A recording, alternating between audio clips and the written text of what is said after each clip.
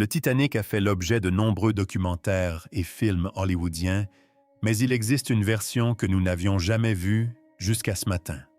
Pour la première fois, nous possédons une copie numérique exacte de l'épave. Pendant plus d'un siècle, l'histoire du Titanic semblait immuable. Un récit tragique gravé dans l'histoire racontée au cinéma, dans les musées et à travers les légendes. Mais dans les profondeurs glaciales, à près de 4,0 mètres de profondeur dans l'Atlantique, une équipe de scientifiques vient de bouleverser la donne. Grâce à une technologie de numérisation 3D époustouflante, ils ont créé un jumeau numérique complet de l'épave. Leur découverte à ces profondeurs remettent en question nos certitudes et révèlent des secrets qui chamboulent l'histoire. Si vous pensiez que tous les mystères du Titanic étaient résolus, détrompez-vous. Pendant des décennies, l'histoire du Titanic semblait complète. Des documentaires aux visites de musées, chaque détail avait été analysé en détail. Du moins, c'est ce que nous croyions. Pendant tout ce temps, les véritables preuves restaient enfouies dans l'obscurité à près de 4,0 mètres de profondeur invisible, inaccessibles et hors de portée, même des explorateurs les plus courageux. En 2025, tout a basculé. Non pas parce que quelqu'un a plongé plus profondément, mais parce que quelqu'un a enfin contemplé l'épave d'un œil nouveau. Un regard numérique grâce à la photogrammétrie et à une curiosité insatiable. La mission a débuté par un partenariat entre les sociétés d'ingénierie sous-marine National Geographic et Atlantic Productions. Leur objectif était ambitieux, cartographier l'épave dans son intégralité, chaque rivet, chaque ombre. Non pas pour la simple démonstration, mais pour percer les mystères que des générations de plongeurs et de rêveurs n'avaient fait qu'entrevoir. Ils ont déployé une petite flotte de submersibles robotisés, chacun équipé de caméras multispectrales de laser et d'un logiciel de cartographie 3D. Pendant des semaines, les submersibles ont sillonné le site selon une grille méthodique, prenant plus de 700 photos sous tous les angles possibles et collectant 16 téraoctets de données visuelles. Il ne s'agissait pas d'un simple scan. C'était, selon les mots d'un ingénieur, une résurrection, un moyen de remonter le temps jusqu'à la nuit même où le Titanic a disparu. Lorsque les premières images ont été dévoilées, même les experts les plus aguerris ont été stupéfaits. La proue toujours majestueuse et droite pointait vers New York, qu'elle n'a jamais atteint. Les rambardes sont tordus, les hublots béants, et les chaînes d'ancre enroulées comme en attente d'ordre. Mais à seulement 600 mètres, on découvre la poupe. Une carcasse déchiquetée, des ponts effondrés des chaudières et des moteurs arrachés et éparpillés sur le fond marin. Entre les deux, un étroit couloir de 5,0 objets forme une traînée de débris indéniables, comme des miettes de pain jalonnant l'agonie du Titanic. Qu'est-ce qui rend cette reconstitution si saisissante? Pour la première fois, on peut zoomer sur un rivet, apercevoir une chaussure d'enfant ou déchiffrer le logo effacé d'un service à thé. Mieux encore, on peut retracer précisément l'emplacement de chaque pièce, offrant aux experts une chronologie du naufrage, d'une précision inédite. Le modèle numérique, d'une telle précision qu'on peut compter les dents d'un engrenage ou repérer une trace de brûlure sur un câble, a instantanément balayé certaines idées reçues. L'une des plus grandes révélations, le naufrage du navire, n'a pas été le claquement sec et spectaculaire d'une seconde montré dans les films. La numérisation révèle une séquence brutale et prolongée. Des poutres d'acier se tordaient, les ponts s'affaissaient sur eux-mêmes. Des machines étaient projetées à des centaines de mètres, tandis que la poupe tournait violemment lors de la descente. La proue, en revanche, s'enfonçait gracieusement dans la vase, comme si elle cherchait encore à remonter à la surface. Cela expliquait pourquoi les deux moitiés paraissaient si différentes et pourquoi des effets personnels provenant des cabines les plus luxueuses se retrouvaient au même endroit qu'une pelle de charbonnier. À chaque passage des submersibles, de nouveaux détails apparaissaient. Il y avait des pièces jamais vues par des caméras auparavant. Des couloirs où des câbles fondus adhéraient encore au mur et des couchettes effondrées avec des bagages emmêlés dans un enchevêtrement de débris. La précision de cette technologie a permis aux chercheurs de reconstituer Où se tenaient les membres d'équipage et les passagers? À quoi ils se sont accrochés dans leurs derniers instants? Et à quelle vitesse le chaos s'est installé? Mais aussi extraordinaires que soient ces découvertes visuelles, elles soulèvent des questions entières. Ces questions pas épatantes. Si l'extérieur du Titanic racontait une nouvelle histoire que révélerait un examen plus approfondi de l'intérieur, en particulier des salles des machines et des systèmes électriques sur le sort du navire, à son dernier souffle, l'histoire d'héroïsme et de tragédie était-elle encore plus complexe que nous l'imaginions? Grâce à un dernier passage des submersibles, l'attention s'est déplacée des couloirs fantomatiques vers le véritable champ de bataille des dernières heures du Titanic, la salle des machines, et le courageux équipage qui s'est battu pour garder espoir, bien après que d'autres aient abandonné. Si la surface vous a paru choquante, attendez de voir ce que le scan numérique a révélé dans les profondeurs du navire. Alors même que les chercheurs pensaient avoir tout vu, ce qui s'est passé dans les salles des machines a changé le destin de tous les passagers et membres d'équipage. Et enfin, la vérité a refait surface. L'ultime bataille du Titanic sous le pont. Dans tous les récits de la tragédie du Titanic, l'attention s'est toujours portée sur le pont supérieur. On imagine les passagers paniqués se précipitant vers les canaux de sauvetage, l'orchestre jouant avec courage, tandis que l'Atlantique engloutit le navire, et les officiers tentant de maintenir l'ordre alors que le chaos s'installe. Mais que s'est-il réellement passé dans les entrailles du navire, là où le cœur du Titanic pulsait au rythme du feu et de la vapeur, jusqu'à récemment? Une grande partie de cette histoire relevait de la spéculation et de quelques notes de bas de page. Aujourd'hui, grâce à l'avènement d'une technologie de numérisation tridimensionnelle révolutionnaire, les ondes d'ombre se sont dissipées et une histoire de courage et de sacrifice presque inimaginable a émergé. Le Titanic n'était pas un simple paquebot de luxe, c'était une véritable centrale électrique flottante alimentée par 29 chaudières, plus de 150 fourneaux et certaines des plus grandes machines à vapeur alternatives jamais construites à l'époque. Les espaces techniques étaient vastes, labyrinthiques et dangereux, même par temps calme, et encore plus lorsque l'eau a commencé à s'engouffrer dans la coque. Pour les chauffeurs, les régleurs et les mécaniciens qui travaillaient en dessous la vie, était déjà un cycle exténuant de sueur et d'épuisement. Ils travaillaient par quart de 12 heures, exposés à une chaleur étouffante et à un bruit si intense qu'il faisait trembler les os.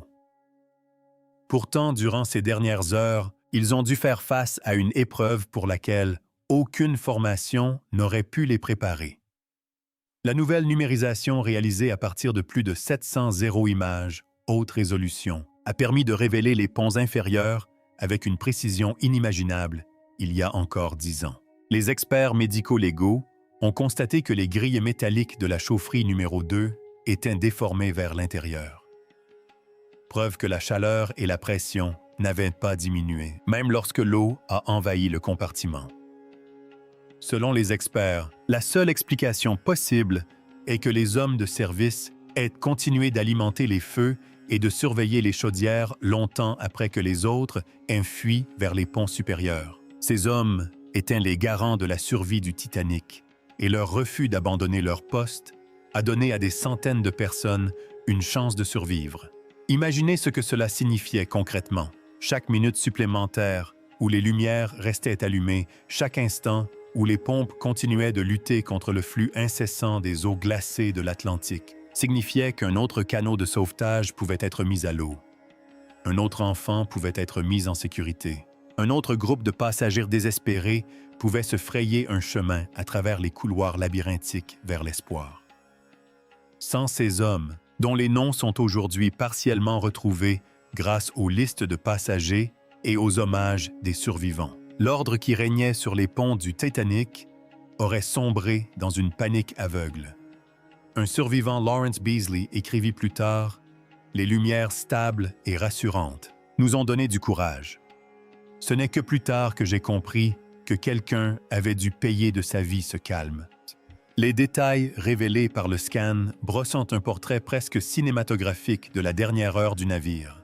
La section arrière déchiquetée a révélé un indice qu'aucune expédition précédente n'avait jamais repéré une vanne de vapeur manuelle bloquée en position ouverte, dissimulée parmi des tuyaux tordus et des passerelles effondrées.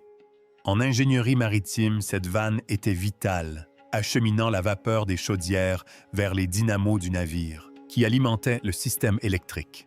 Les survivants se souvenaient les uns après les autres des ampoules électriques qui brillaient dans la nuit noire, vacillant, mais refusant de s'éteindre jusqu'à la toute fin. Autrefois, les sceptiques rejetaient ce récit comme une exagération poétique. L'analyse métallurgique confirme désormais cette affirmation. Les hommes dans les salles des machines ont délibérément choisi de maintenir les générateurs en marche le plus longtemps possible, gagnant du temps non pas pour eux-mêmes, mais pour des inconnus qu'ils ne rencontreraient jamais. Les ingénieurs en électricité examinant attentivement la maquette tridimensionnelle ont fait une autre découverte glaçante des câbles brûlés et des boîtes de jonction corrodées près du poste électrique avant. Contrairement aux dégâts causés par un incendie, ces marques révélaient une surcharge. Les ingénieurs avaient délibérément redirigé le courant vers des circuits de secours, maintenant ainsi le réseau électrique du navire opérationnel aussi longtemps que possible. Certains de ces câbles étaient fondus par la chaleur, preuve que quelqu'un avait pris le temps, même lorsque l'eau leur arrivait aux genoux, de préserver le fragile équilibre entre électricité et lumière. Si les hommes avaient abandonné leur poste ne serait-ce que 15 minutes plus tôt, les ponts du Titanic auraient sombré dans un chaos absolu. Cet héroïsme discret et méticuleux contraste avec la panique et la confusion qui régnaient à la surface. Les historiens qui se penchent à nouveau sur les enquêtes officielles britanniques et américaines sur le naufrage ont découvert des témoignages de survivants qui prennent désormais tout leur sens. Des femmes et des enfants, se précipitant vers les canaux de sauvetage, se souviennent que le navire semblait encore vivant, alors même qu'il sombrait. Beaucoup ont supposé qu'il ne s'agissait que du souvenir de la terreur. Mais il est maintenant clair que ce sentiment d'ordre, ce dernier calme a été préservé par les ingénieurs, les pompiers et les soutiers qui sont restés à bord, sachant qu'il n'y avait aucune issue. Leurs noms ont rarement fait la une des journaux. Leurs histoires étaient souvent occultées par celles des aristocrates et des millionnaires. Mais l'analyse de 2025 change à jamais cette histoire. En explorant plus en profondeur ces espaces, les enquêteurs ont reconstitué la chronologie des événements. La collision avec l'iceberg avait déchiré 6 des compartiments étanches du Titanic, un nombre fatal qui a scellé le sort du navire.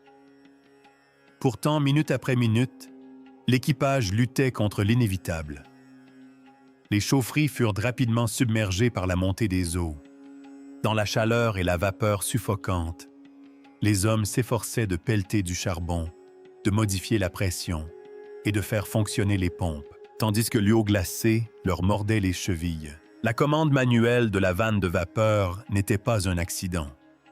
C'était un acte délibéré, peut-être exécuté par le chef mécanicien lui-même, ou un assistant de confiance, scellant le destin de ceux qui se trouvaient en bas, dans l'espoir infime de sauver ceux qui se trouvaient en haut. Les témoignages recueillis auprès des membres d'équipage survivants brossent un tableau encore plus saisissant. Walter Hearst, soutier, et l'un des rares mécaniciens à avoir survécu, a décrit le chaos de ces dernières minutes. L'eau montait à toute vitesse. Le bruit était assourdissant.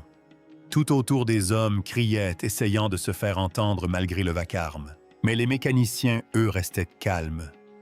Ils continuaient simplement à travailler.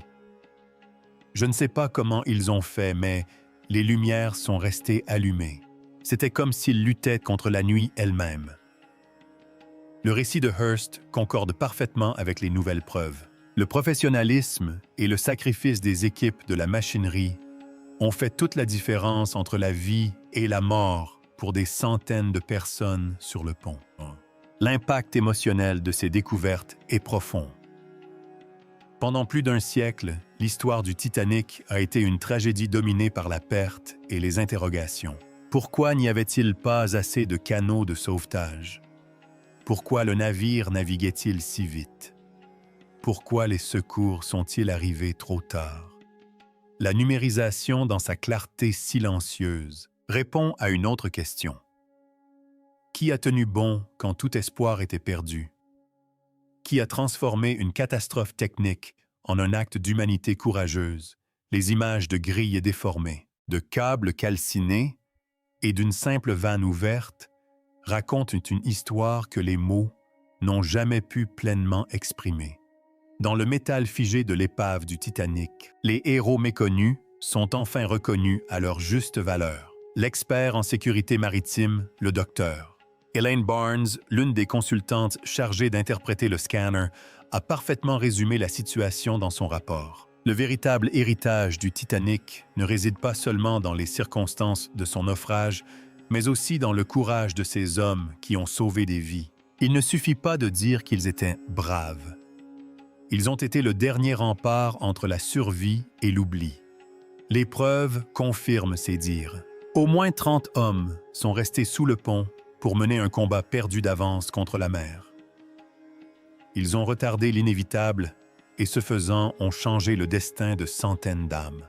Mais les nouvelles technologies n'ont pas seulement rendu hommage à ces héros oubliés, elles ont aussi révélé à quel point le Titanic a frôlé une fin tragique. Les ingénieurs ont calculé que si les générateurs avaient lâché ne serait-ce que 10 minutes plus tôt, le chaos aurait régné sur le pont, pas de lumière pour l'évacuation, pas d'électricité pour les pompes, aucune possibilité pour les officiers de maintenir l'ordre. La marge de survie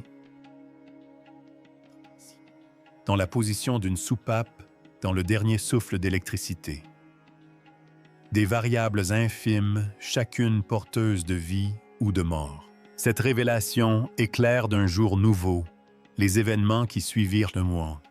Le naufrage du Titanic lorsque sa proue sombra sous les flots.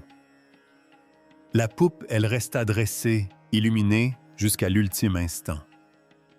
Des témoins à bord des canots de sauvetage décrivirent une étrange lueur dorée émanant des hublots, un phare surréaliste dans la nuit. Pendant des décennies, cette image a persisté comme une légende. Désormais, elle est une réalité. Le dernier combat des mécaniciens du Titanic est gravé dans l'architecture même de l'épave, préservé non seulement par la légende, mais aussi par le métal et les câbles. En suivant la piste médico-légale à travers des couloirs tortueux et des panneaux calcinés, les chercheurs ont compris que la véritable histoire du Titanic n'était pas celle d'un échec, mais celle de la persévérance.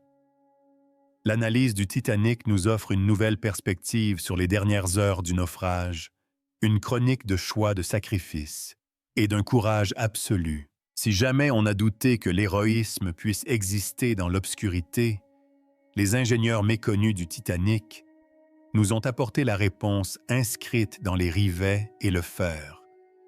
Pourtant, alors même que le monde assimile ces révélations, l'analyse soulève de nouveaux mystères. Pourquoi, malgré tout ce courage et ce savoir-faire, le navire a-t-il sombré si complètement? Quel rôle ont joué la conception et la construction? Le Titanic était-il condamné par le destin ou par des défauts imprévus? Le chapitre suivant délaisse l'histoire humaine pour se concentrer sur l'aspect mécanique, une autopsie médico-légale du navire lui-même. Alors que les scientifiques utilisent le scanner pour simuler le naufrage et analyser les infimes marges qui ont séparé la survie du désastre, l'histoire devient encore plus stupéfiante. Tandis que les lumières vacillaient et que les dernières pompes rendaient leur dernier souffle, la structure même du Titanic l'a-t-elle condamné avant même son départ? La réponse se trouve dans le métal tordu et les ponts brisés, là où le destin, l'ingénierie et la détermination humaine se sont rencontrés dans les heures les plus glaciales de l'histoire. Ce qui s'est passé ensuite allait non seulement choquer les survivants, mais aussi obliger le monde à repenser tout ce qu'il croyait savoir sur le plus grand naufrage de tous les temps. Anatomie d'une catastrophe. Comment le Titanic s'est réellement brisé, tandis que les ingénieurs du Titanic livraient leur dernier combat, sous le pont. Une autre bataille se déroulait à la surface. La physique implacable du fer froide de la montée des eaux et de la force brute de l'Atlantique. Pendant un siècle, artistes et cinéastes ont tenté de capturer ce terrible moment où le navire s'est brisé en deux. Nous avons tous vu ces images saisissantes. La proue plongeante, la poupe se dressant vers le ciel, des passagers agrippés aux rambardes, tandis que le plus grand paquebot du monde disparaît sous les flots. Mais que révèle réellement ce nouveau scan pour la première fois? Il nous offre une reconstitution, image par image, digne d'une enquête médico-légale, de la destruction du navire balayant des décennies de spéculation. Tout commence par ce que le scan appelle la catastrophe de la lame. Pendant des années, on a cru que l'iceberg avait creusé une brèche béante dans la coque du Titanic. Mais la vérité est presque plus glaçante encore. Le modèle tridimensionnel expose les dégâts avec une précision scientifique. 6 longues fentes fines comme des lames de rasoir, certaines de quelques millimètres seulement s'étendant sur près de 90 mètres le long du flanc tribord. Imaginez une série d'incisions chirurgicales parallèles à la ligne de flottaison, chacune suffisamment grande pour laisser l'Atlantique Nord s'infiltrer compartiment après compartiment. Il ne s'agit pas d'une seule brèche catastrophique, mais d'une mort par 1000 coupures. Un navire qui s'est vidé de son sang au ralenti, tandis que tous ceux qui se trouvaient à l'étage tentaient d'échapper à l'inévitable. Le scan nous révèle les ravages causés par le joug sur l'acier. À mesure que les compartiments se remplissaient, la proue du Titanic s'enfonçait soulevant la poupe selon un angle de plus en plus aigu.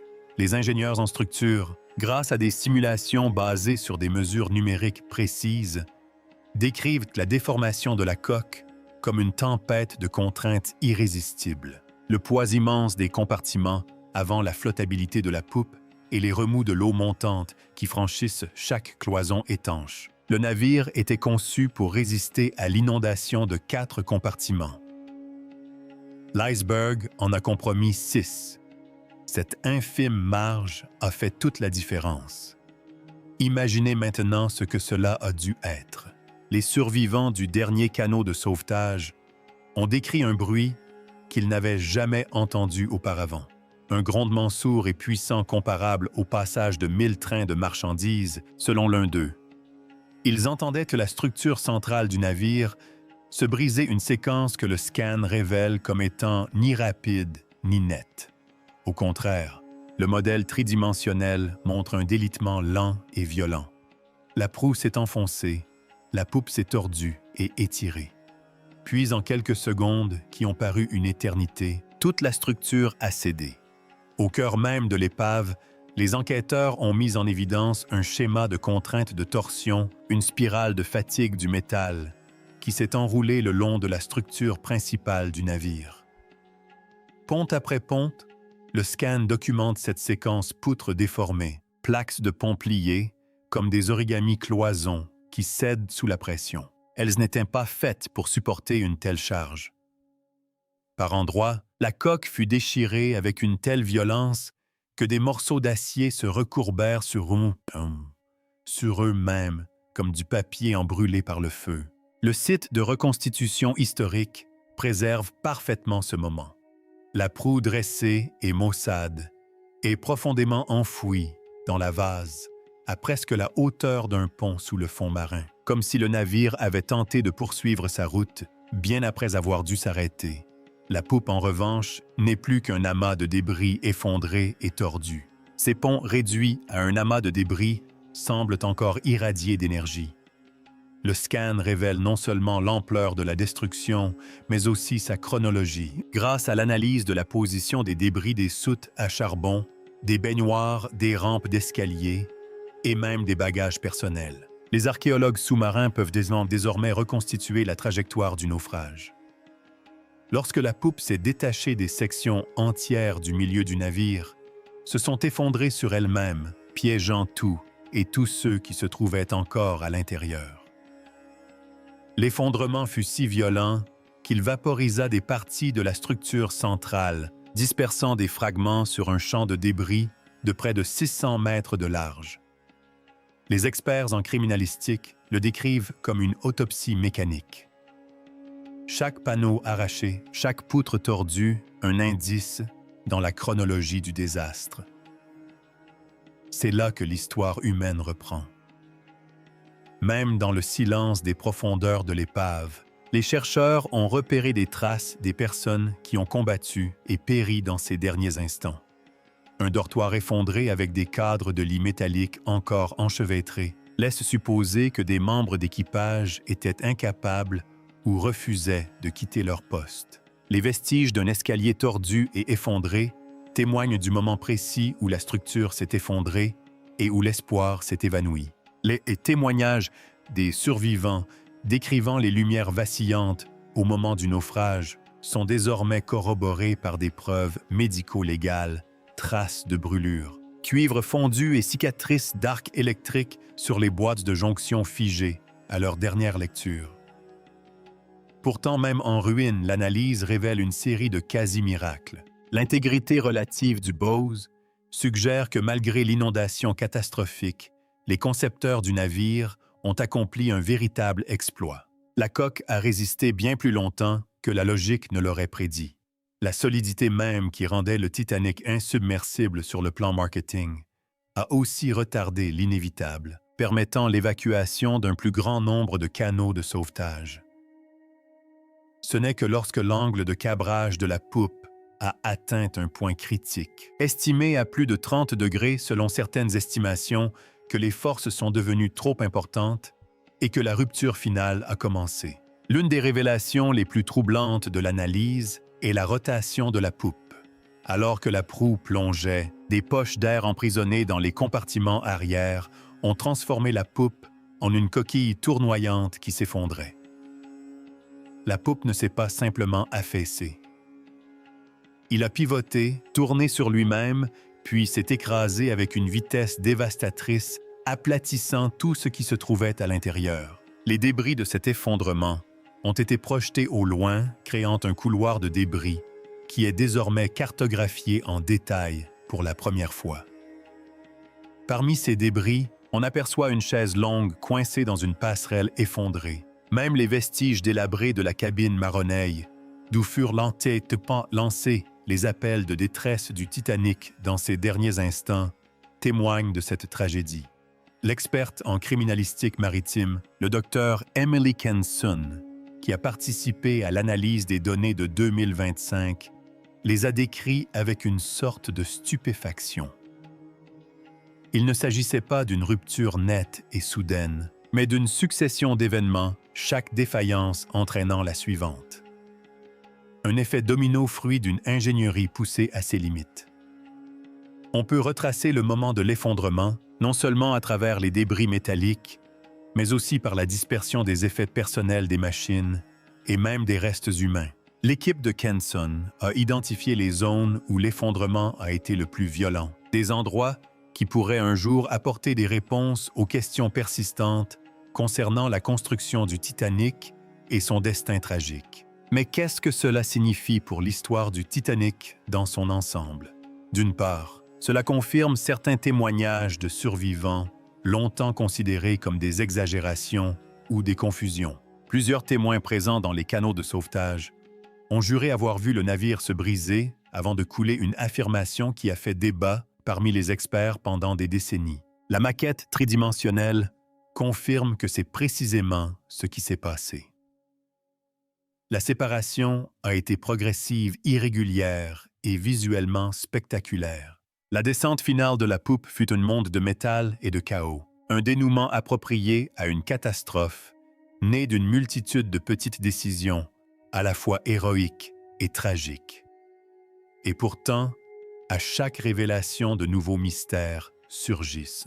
Où sont par exemple les morceaux manquants de la partie centrale du Titanic? Le scan a révélé des zones vides dans l'épave, là où des éléments essentiels du navire ont tout simplement disparu. Certains experts pensent que ces sections se sont désintégrées sous la pression.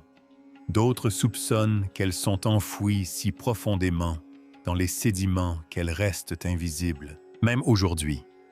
Ces questions ne sont pas seulement techniques, elles sont cruciales, car chaque pièce manquante pourrait nous éclairer sur les causes du naufrage du Titanic et sur la manière de prévenir de futures catastrophes. Qu'en est-il du mythe de l'insubmersibilité du navire? Le scan tridimensionnel nous livre un enseignement troublant. Le double fond et les compartiments étanches du Titanic Innovations pour l'époque ont peut-être paradoxalement contribué à sa destruction. Au lieu de couler d'un seul bloc, la structure du navire a transmis des contraintes d'une manière imprévue, créant les conditions d'une rupture lente et violente.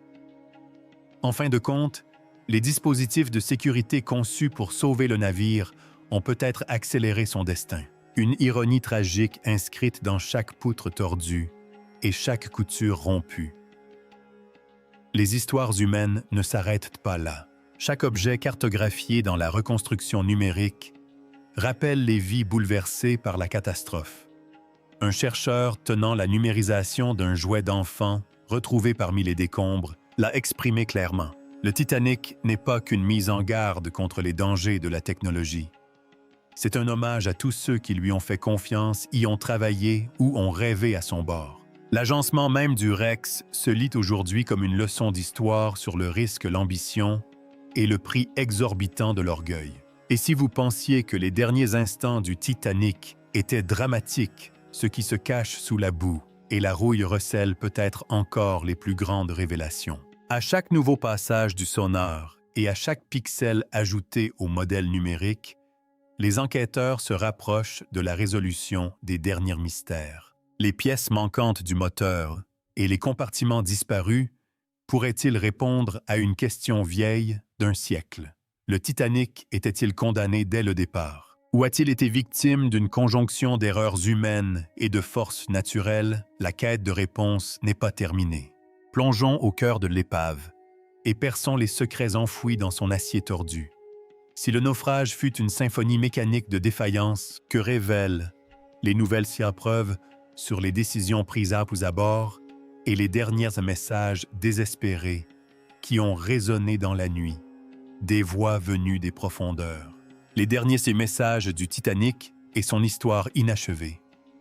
Alors que le scanner numérique balayait les vestiges du Titanic, il a révélé bien plus que de l'acier tordu. Chaque nouvelle découverte était comme un murmure du passé, un secret que l'Atlantique avait dissimulé pendant plus d'un siècle. Soudain, il ne s'agissait plus seulement du naufrage. Le scanner a mis en lumière les derniers instants, les décisions prises et le courage de ceux qui étaient piégés dans les profondeurs. Dans la salle radio Maroney reconstituée, les équipes médico-légales ont pu retracer la trajectoire des derniers appels de détresse du Titanic. Même après l'inondation des ponts inférieurs, les opérateurs radio Jack Phillips et Harold Bride continuèrent d'envoyer des messages de détresse jusqu'à la panne de courant. Leurs derniers signaux s'affaiblissaient de minute en minute, confirmant les prédictions de la modélisation numérique, boîtiers de relais calcinés, fusibles grillés et un enchevêtrement de câbles silencieux tachés de sel. L'histoire n'était plus une question de conjecture. La preuve était là dans l'acier même, mais ce ne sont pas seulement la technologie ou les ingénieurs qui ont laissé leur empreinte. Le scan a révélé un casier métallique cabossé près des quartiers des officiers. À l'intérieur se trouvait une boîte en métal contenant un simple et fragile morceau de papier. Les chercheurs pensent qu'il s'agit d'une entrée de journal de bord griffonnée à la hâte, alors que le navire prenait de la gîte, notant que les lumières étaient faibles, que la proue avait disparu et que les hommes étaient toujours à leur poste. Même dans leurs derniers instants, l'équipage a choisi le devoir plutôt que la fuite. Le scan a même pu capter la marque du crayon de l'auteur, donnant l'impression d'être à leur côté lorsque l'histoire a basculé. Il y avait plus que la simple tragédie à découvrir. Parmi les objets répertoriés par le scanner, figuraient des bottes coincées dans des échelles, une montre de poche figée au moment où la poupe a plongé et des malles entières de bagages de première classe. À l'intérieur, on a trouvé des bijoux, des jouets et même une carte postale vierge, tous préservés par le froid. Ces détails nous rappellent que le Titanic était bien plus qu'une légende. C'était un amas de vie, de rêves et de dernières paroles dispersées au fond de l'océan. Tous les mystères n'ont pas été résolus, mais de nombreux mythes ont enfin trouvé leur apaisement. Aucun signe de sabotage ni de cargaison cachée, seulement les marques évidentes d'une défaillance mécanique et de la puissance de la nature. L'histoire n'est pas seulement celle du naufrage, mais aussi celle de la lutte des personnes à bord pour garder espoir. Alors même que leur monde s'écroulait, la numérisation a transformé à jamais notre compréhension du Titanic. Chaque passage du scanner apporte de nouveaux indices et avec eux, de nouvelles questions. Tandis que les chercheurs poursuivent leurs explorations, ils savent que des secrets restent encore à découvrir. Des histoires d'espoir, de sacrifice et de perte qui ne sont pas encore terminées. L'océan n'a pas tout livré. Et peut-être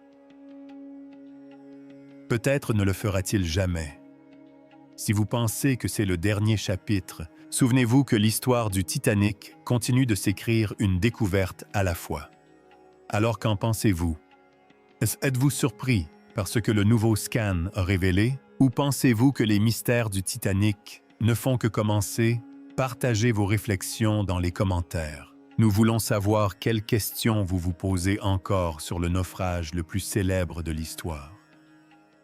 Si vous avez trouvé ces découvertes aussi fascinantes que nous, n'oubliez pas de liker, de vous abonner et d'activer les notifications pour ne manquer aucune de nos explorations approfondies. L'histoire du Titanic continue de s'écrire pixel après pixel, secret après secret. Merci d'avoir regardé et d'ici là, continuez à chercher la vérité qui se cache sous la surface.